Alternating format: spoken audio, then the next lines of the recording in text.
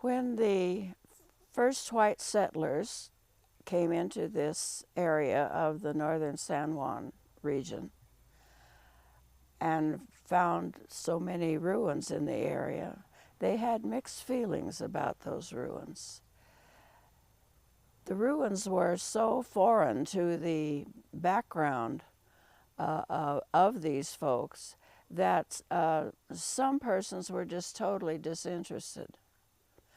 For others, while they were trying to change the sagebrush land into productive gardens and orchards, they just thought of the ruins as another obstacle that had to be removed. There were some more inquisitive men who took to entertaining themselves, probably on lazy Sunday afternoons, by prowling through the ruins, hoping to pick up some objects of antiquity, which they called curiosities.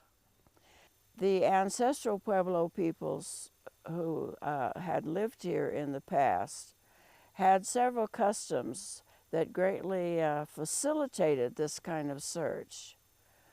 During the last 300 or 400 years of their stay here, they almost invariably placed their little dwellings toward the south and dumped their refuse in a heap off to the southeast of the dwelling. It was almost as if there were some sort of a building code, unwritten, but which they felt obliged to follow. Occasionally they would place burials in these trash middens and put an object or two beside the body, perhaps as a token of respect for the dead or a funerary offering of some sort. Most frequently, these were ceramic vessels, sometimes one, sometimes a number. So this made it easy for those weekend explorers to know where to put their shovels down with the greatest chance of success in finding a trophy. Hence the term pot hunting became part of the lexicon of regional archaeology. The Wetherill brothers, who were members of a hard-scrabble ranching family, often wintered their cattle down in the depths of Mancos Canyon.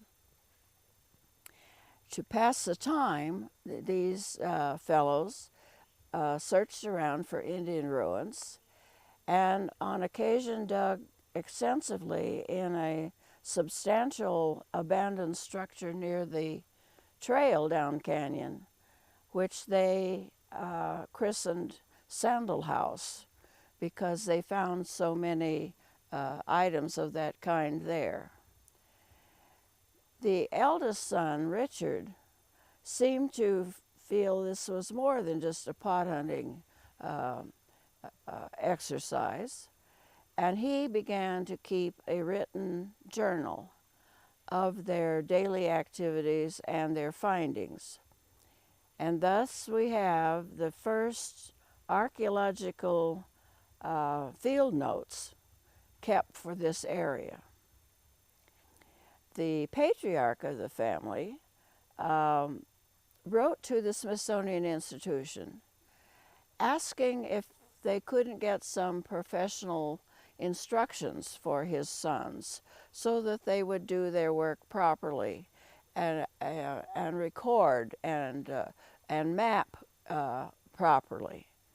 They wanted to do an accurate, legitimate job. And he also included in his letter to the Smithsonian a detailed inventory of all the things that had come down to the ranch, hoping that the Smithsonian would purchase the collection. The response that came back was that the Smithsonian was totally disinterested in offering any instruction or making any purchases. That short-sighted response was signed by none other than William Henry Holmes.